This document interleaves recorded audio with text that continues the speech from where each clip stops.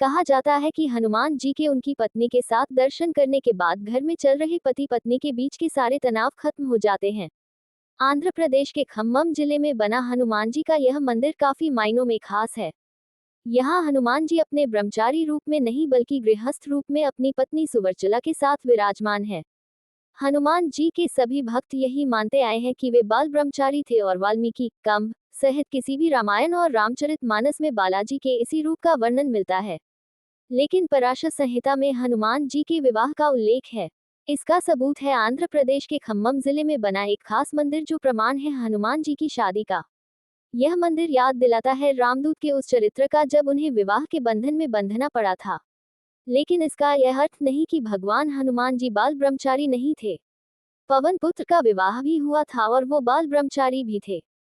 कुछ विशेष परिस्थितियों के कारण ही बजरंगबली को सुवर्चला के साथ विवाह बंधन में बंधना पड़ा। दरअसल हनुमान जी ने भगवान सूर्य को अपना गुरु बनाया था। हनुमान सूर्य से अपनी शिक्षा ग्रहण कर रहे थे।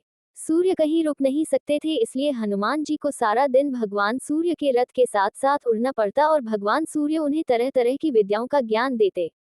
लेकिन हनुमान जी को ज्ञान देते समय सूर्य के सामने एक दिन धर्म संकट खड़ा हो गया। कुल 9 तरह की विद्या में से हनुमान जी को उनके गुरु ने 5 तरह की विद्या तो सिखा दी, लेकिन बची 4 तरह की विद्या और ज्ञान ऐसे थे जो केवल किसी विवाहित को ही सिखाए जा सकते थे।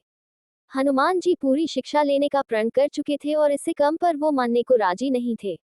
इधर भगवान सूर्य के सामने संकट था कि वह धर्म के अनुशासन के कारण किसी अविवाहित को कुछ विशेष विद्याएं नहीं सिखला सकते थे। ऐसी स्थिति में सूर्य देव ने हनुमान जी को विवाह की सलाह दी और अपने प्रण को पूरा करने के लिए हनुमान जी भी विवाह सूत्र में बंधकर शिक्षा ग्रहण करने को तैयार हो गए। लेकिन हनुमान जी के लिए दुल्हन कौन हो और कहां से वह मिलेगी, इसे लेकर सभी चिंतित थे। सूर्य देव ने अपनी परम तपस्वी और तेजस्वी पुत्री सुवर्चला को हनुमान जी के साथ शादी के लिए तैयार कर लिया।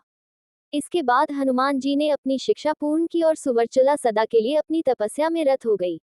इस तरह हनुमान जी भले ही शादी के बंधन में बंध गए हो, लेकिन शारीरिक रूप से वे आज भी एक ब्रह्मचारी ही हैं। पाराशर संहिता में तो लिखा गया है कि खुद सूर्यदेव ने इस शादी पर यह कहा कि यह शादी ब्रह्मांड के कल्याण के लिए ही हुई है और इससे हनुमान जी का ब्रह्मचर्य भी प्रभावित नहीं हुआ।